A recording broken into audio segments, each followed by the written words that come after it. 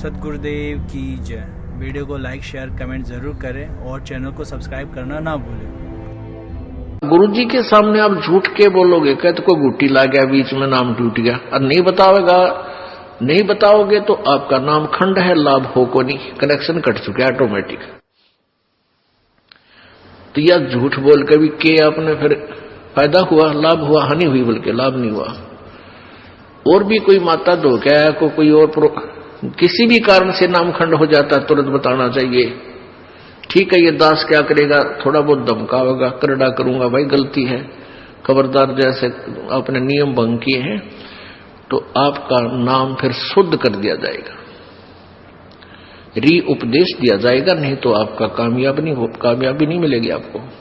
लेकिन बार बार यह हैबिचुअल नहीं होना चाहिए, अगले नाम तो मिल ले जाएगा, इसका कोई समय होता है, इसकी लिमिट होती है, कितनी बार किन परिस्थितियों में आपने से खंड हुआ, फिर वो नाम आप चाहे 20 बार दे दियो, काम करना बंद कर देगा।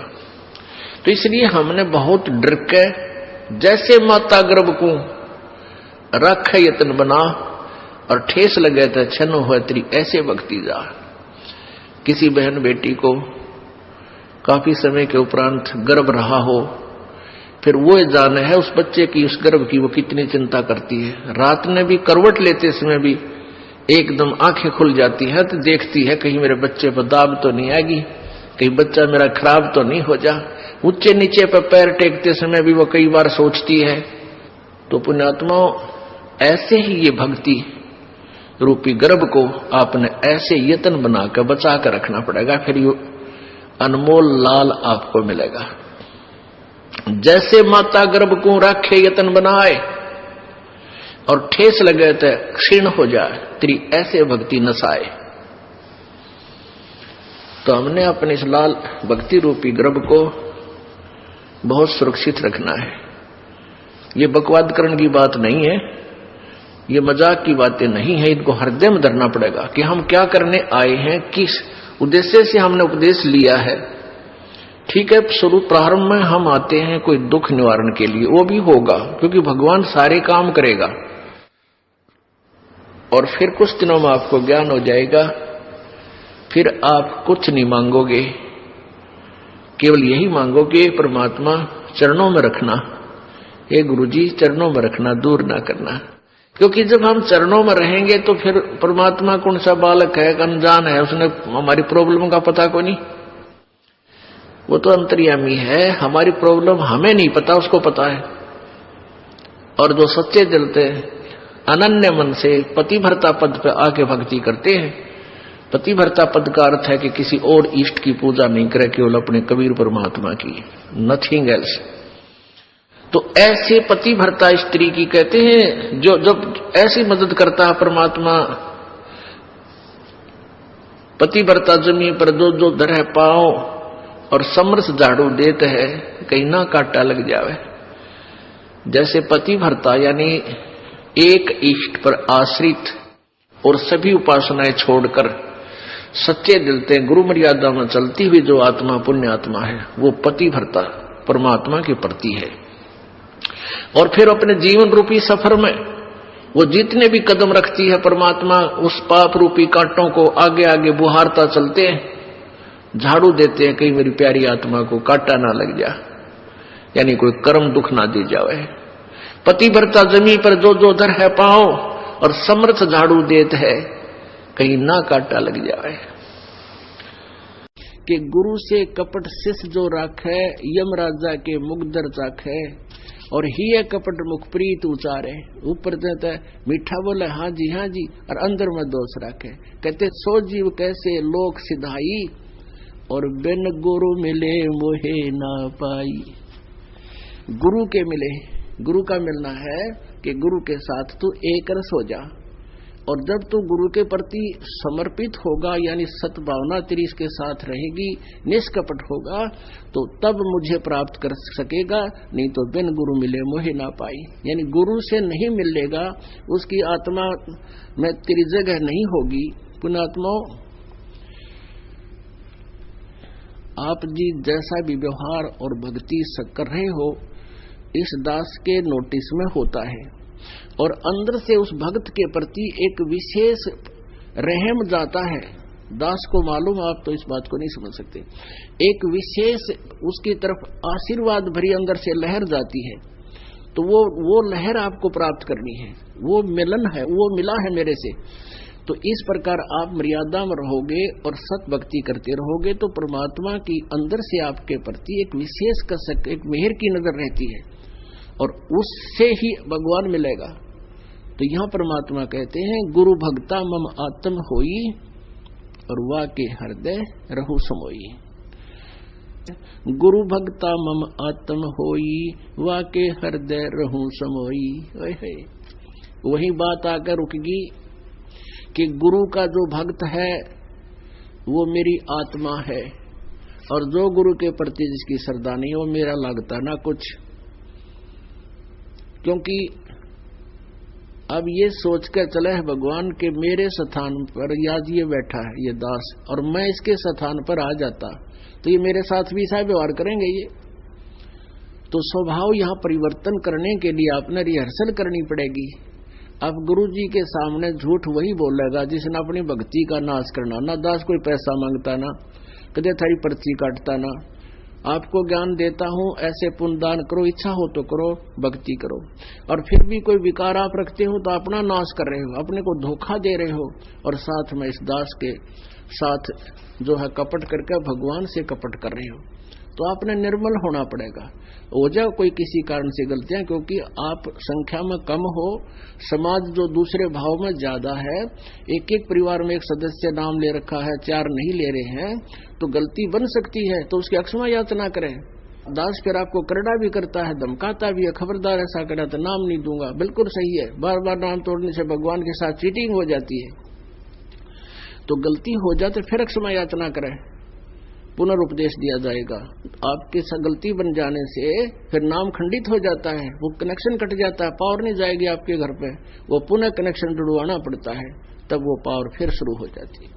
तो इसमें कपट नहीं करें। हो जाए गलती कोई बात नहीं, बन सकती है, क्योंकि हम भयंकर लोक में रह रहे हैं, हमें भी पता है। लेकिन जानबूझ कर बार बार बकवाद फिर भगवान न नहीं सुहावेगी। घनी मजबूरी हो तो हो सकती है कभी, लेकिन फिर बार बार उन मजबूरियों से भी संघर्ष करना सीखो। जैसे मीराबाई ने किया, ध्रुव प्रहलाद ने किया, आज उनके नाम रोशन हुए, सफल हुए। और समाज अपने आप फीका पड़ जाएगा जब आपकी सच्चाई को देखेगा, आपका अनुकूल करेंगे, अनुसरण करेंगे, आपका साथ हो जाएंगे। उनको भी चाहिए भगवान। बिना ज्ञान का व्यक्ति हमारा विरोध कर सकता है, ज्ञानवान तो हमारा साथी हो जाएगा। जैसा मोती ओस का ऐसी तेरी आवे, गरीबदास कर बंदगी भाई भौर न ऐसा दाव, ऐसा दाव, ऐसा मौका, ऐसा चांस मनुष्य शरीर। और फिर ये तत्व ज्ञान, और अब भी तुम पीछे रहोगे। कहते फिर परमात्मा ना संभाले तुमने कई हजारों वर्षों तक, हजारों युगों तक नहीं संभालेगा, क्योंकि आप रिजेक्ट कर दिए जाओगे कि इतना कुछ होने के बावजूद भी। और फिर अपनी अज्ञानता और अपने ही ज्ञान के ऊपर आधारित होकर के अपने आप ही चले, संत की एक भी नहीं मानी।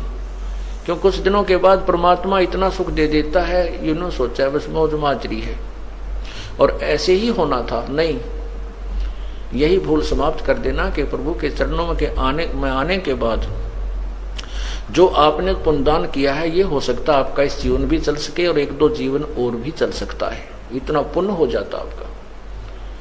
लेकिन जिस दिन से आप संत से विमुख हो जाते हैं, उसी दिन आपका फुल स्टॉप हो जाता है। आप जो परमात्मा की मर्यादा को भंग कर देते हो, अपने मनमुखी शुरू हो जाते हो, उसी दिन से आपकी भक्ति पर फुल स्टॉप लग जाता है आगे की।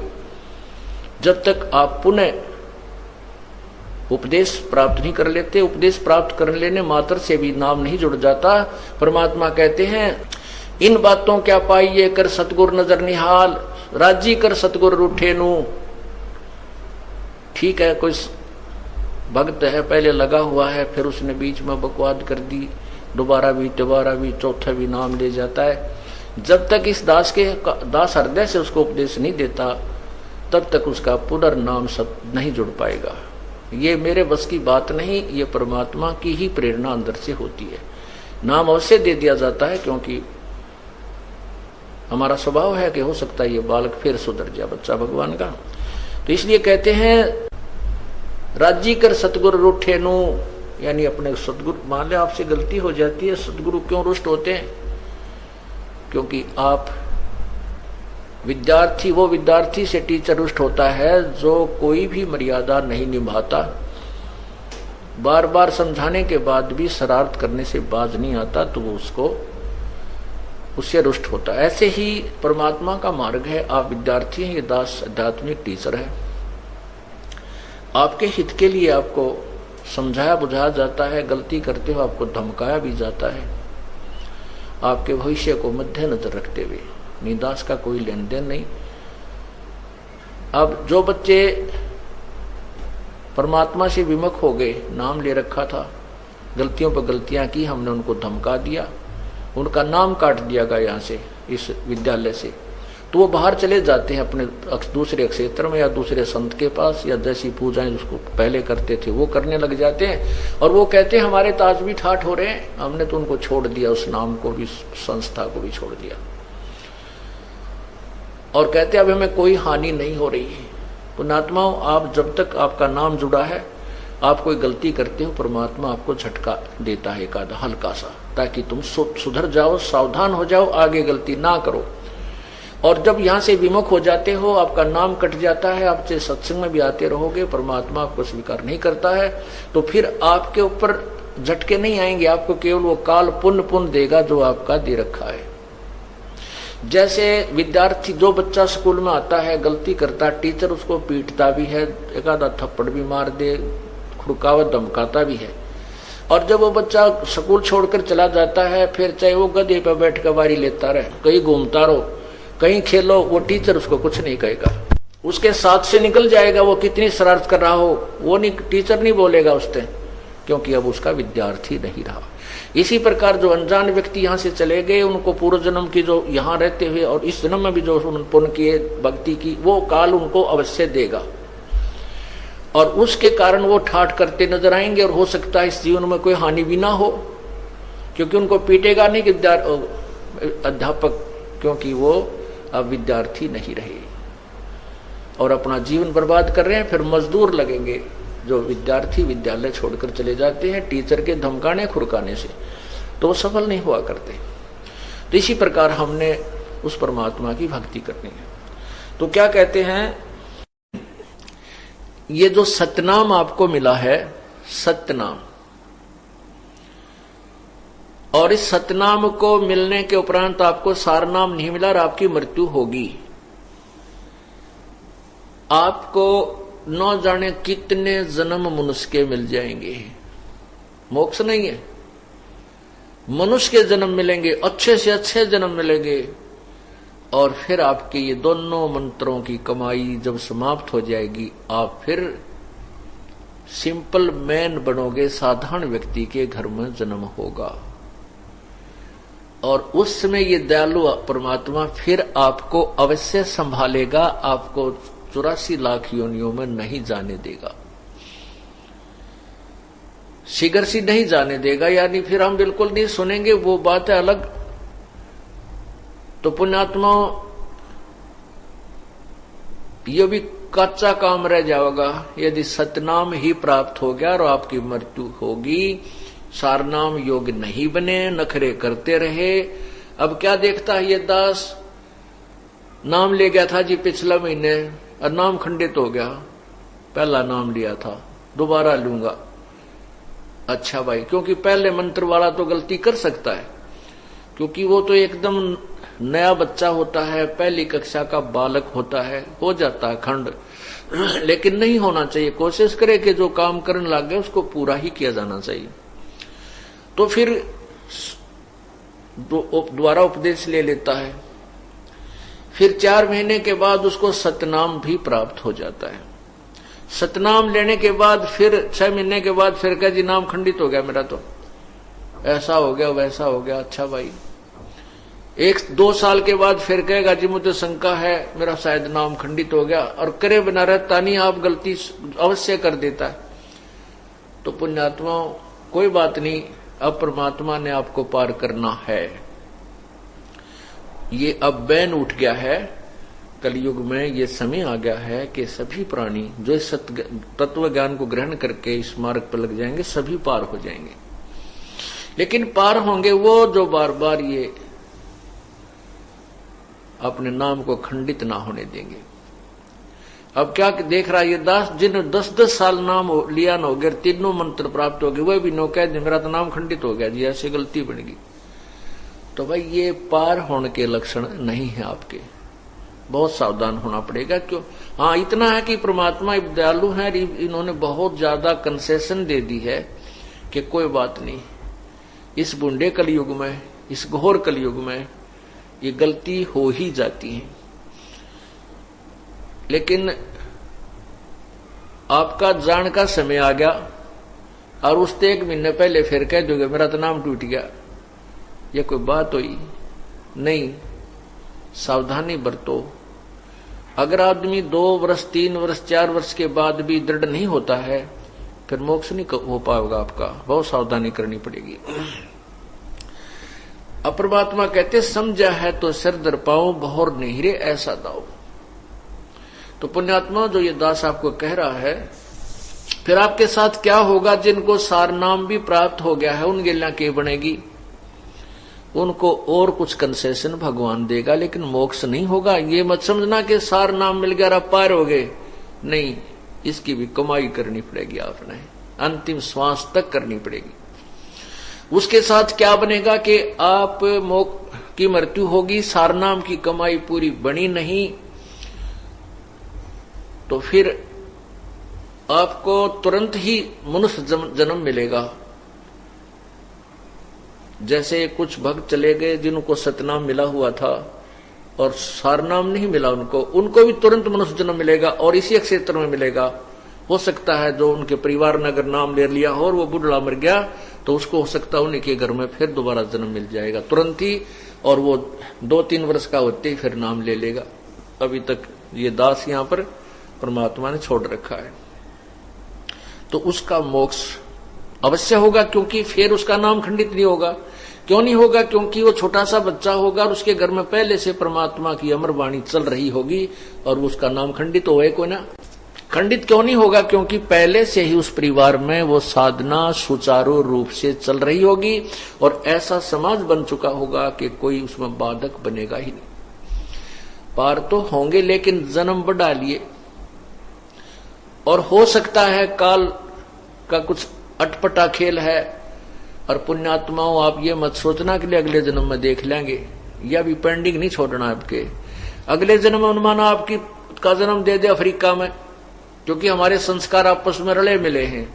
हिंदू, मुसलमान, सिख और ईसाई कोई भिन्न नहीं है, हम एक पिता की संतान हैं। और ये मजहब धर्म तो अभी बने हैं इस कलयुग में, इससे पहले कोई धर्म मजहब की कोई अलग से व्यवस्था नहीं थी। और तो उस समय हम आपस में एक दूसरे से रले मिले रहे हैं, हमारे संस्कार एक दूसरे में उलझे हुए हैं। आज हम हिंदू घर में जन्म है तो मृत्यु के उपरांत हम हो सकता है किसी मुसलमान के घर जन्म लेंगे, क्योंकि वो पुण्यात्मा से हमारा कोई संयोग हो सकता है, तो वहां चले जाएंगे। तो वहां फिर कौन समझाओगा आपको इस तत्व ज्ञान को? ऐसे कट्टरपंथी बन गए हैं। तो इस प्रकार आपका बहुत सौभाग्य है कि आपको पहले जन्म हिंदुस्तान में और फिर हिंदू धर्म में। हिंदू धर्म में अभी इतना कट्टरपंथ नहीं आया है जितना कि अन्य धर्मों में प्रवेश कर चुका है।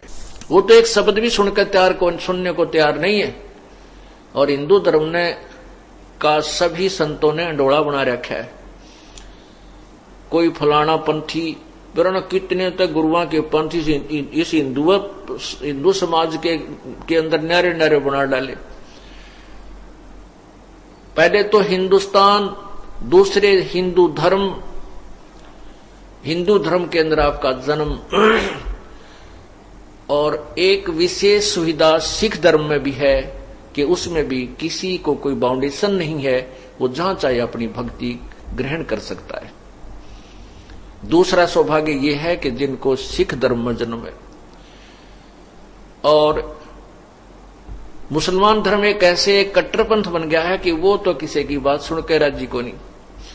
हम इसमें आगे ना चल करके वापस आते हैं कि मान लीजिए आपका ये जन्म मनुष्य का भी हो गया और हो गया मुसलमानों में, तो फिर वो आप इस मार्ग को ग्रहण करने से वंचित रह जाओगे, क्योंकि वहां की मर्यादाएं बहुत कठिन बना दी गई है। अब क्या होगा कि मान लीजिए जैसे जिसको सारनाम मिल गया है और उसका मोक्ष मृत्यु हो जाती है, पार नहीं हो पाया, तो दूसरा जन्म होगा, मनुष्य का ही होगा। लेकिन ये आवश्यक नहीं है।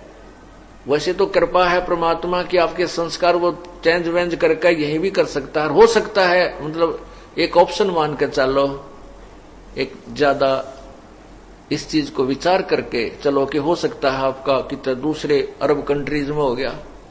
पहले तो वहां इस ज्ञान की छीट भी ना लागण दे, युकाल वहां तक पहुंचण भी ना दे इस ज्ञान को, और फिर वहां आप मनमाने कोई देश के राष्ट्रपति बन जाओ, फिर अपने भक्ति की आवश्यकता है कोई ना, वहीं अपने उन जो भी वहां की साधना उसी में लीन रहोगे और ये सोचोगे कि इसी साधना से मुझे ये मौज हो रही है।